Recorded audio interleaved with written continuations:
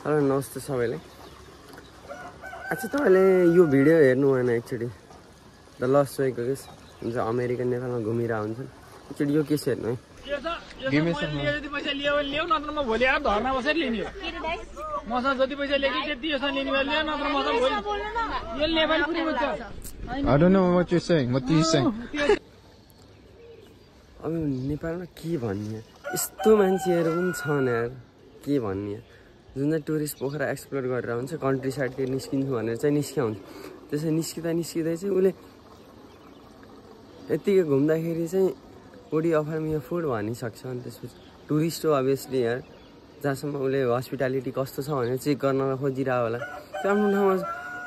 तर त्यो मान्छे त्यहाँ जेनरस मान्छेहरू पनि थिए, त्यो दिदीहरू कस्तो राम्रो हुनुहुन्थ्यो होइन। त्यसपछि चाहिँ उले खाइरहेको क्रममा चाहिँ त्यो आएर चाहिँ कन्सेन्ट सोध्छ सिधै, त्यसपछि भएन भनेर यु निड टु पे अरे। मजाक पनि एउटा तरिका हुन्छ नि, ठाउँमा मजाक गर्ने हो यार। टुरिस्टले कहाँ बुझ्छ यार सबै कुरा यार। अरूको देशमा आएर चाहिँ उनीहरूको मदर टङमा बोलिरहेछन्, के हो भन्ने थाहै छैन। इङ्ग्लिस पनि अझ टुटीफुटी इङ्ग्लिस कहाँबाट बुझ्ने उसले। त्यसपछि पे मनी रे कन्सेन्ट भनेपछि उसलाई कतिको हट भयो। अनि विदेशी अर्को देशमा आएर डोमिनेन्ट भएपछि उसलाई नराम्रो लाग्छ किन? हस्पिटालिटी देखाउने त्यही हो। नेपाली भएर नेपालीलाई पनि लाज मर्नु बनाइदिइसक्यो यार। अलमोस्ट त्यो भिडियो हेर्नुहोस्, त्यो भिडियोमा चाहिँ टप नेपालको सेलिब्रिटीदेखि लिएर टप युट्युबर कन्टेन्ट क्रिएटरहरू सबैले चाहिँ एपोलोजीको लागि चाहिँ भिडियो बनाउनु छ। मबाट पनि it's a great apology for you joy to be enjoy the trip.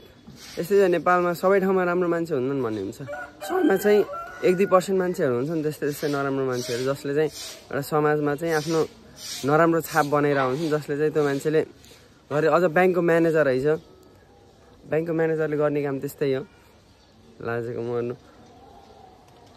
Pokhara त्यस्तो टुरिस्टको डेस्टिनेसन हो, त्यो टुरिस्टको डेस्टिनेसन हुँदाहुँदै पनि त्यस्तो आएर चाहिँ त्यस्तो गर्नेलाई चाहिँ अब के भन्न मिल्छ यार। सिट बोल सेट सिडी मान्छेहरू पनि छन् संसारमा, देख्न पाइन्छ यार। एउटा तरिका हुन्छ नि यार कसरी बोल्ने के गर्ने भने। म्याच्युरिटी नभएको के केटाकेटी भएर छुट्टै कुरा, त्यत्रो एज पुगेको मान्छे अझ त्यत्रो ब्याङ्कको म्यानेजर भइसकेको मान्छेको चाहिँ मेन्टालिटी हेरौँ न कस्तो छ यार। तपाईँलाई के भन्नु छ यार गाइज यार। यस्तो पनि हुन्छन् कि मान्छेहरू संसारमा जस्तो पनि हुँदो रहेछ, त्यसमा बचेर हिँड्नुपर्छ यार। बिचरा टुरिस्टहरूलाई चाहिँ हामीले हस्पिटालिटी त्यो पुरै ओभरअल भिडियो हेर्दाखेरि चाहिँ 23 मिनटमा पुग्दाखेरि चाहिँ त्यो क्लिप आउँछ। त्यो क्लिपले चाहिँ सबै कुराको चाहिँ मुड खराब गरिदिन्छ कि अरू केही भन्नै पर्दैन। बस त्यति 23 मिनटबाट सुरु हुन्छ यो कन्ट्रोभर्सीको लागि चाहिँ कि अरू बेला चाहिँ उसले इन्जोय गरिरहेछ, कस्तो मस्त तरिकाले एक्सप्रेस गरिरहेछ त्यो भिडियोहरूमा चाहिँ इन्जोय गरिरहेछ नेपालको ट्रिपहरू यताउता, त्यसमा कुनै पनि शङ्का छैन। तर त्यो मिनटमा पुग्दाखेरि चाहिँ खास भएको चाहिँ के हो भन्ने कुरा चाहिँ स्पष्ट रूपमा देखिन्छ। दयानाथजी के गर्नुभयो तपाईँले यार? तपाईँले आफ्नो इमेज आफै डाउन गर्नुभयो कि? कुनै एउटा अवस्था हुन्छ नि आफैलाई बिगारिन्छ भन्ने कुरा। कोहीले के खाएर बिग्रेन, कोहीले के, तर समाजमा बोलेर बिग्रिन चाहिँ बेर लाग्दैन कि। बोलेको प्रतिष्ठान भन्ने कुरा चाहिँ छुट्टै हुन्छ नि समाजमा चाहिँ। समाजले के कसरी रहेछ अब्जर्भ गरिरहेछ त सब निहालेर हिँड्नुपर्छ।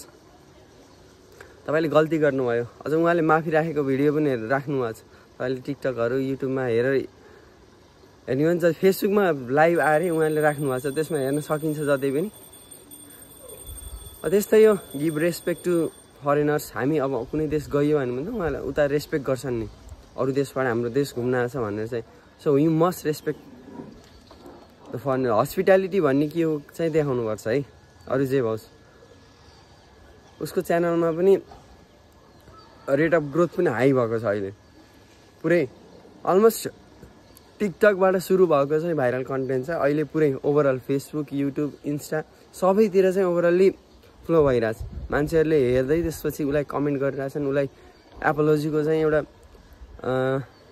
Matter of respect of time चाहिँ उनीहरूलाई सोअप गरिरहेछन्, जुन चाहिँ राम्रो। This was for today guys. यस्तै रमाइलो भिडियो आउँछ नै।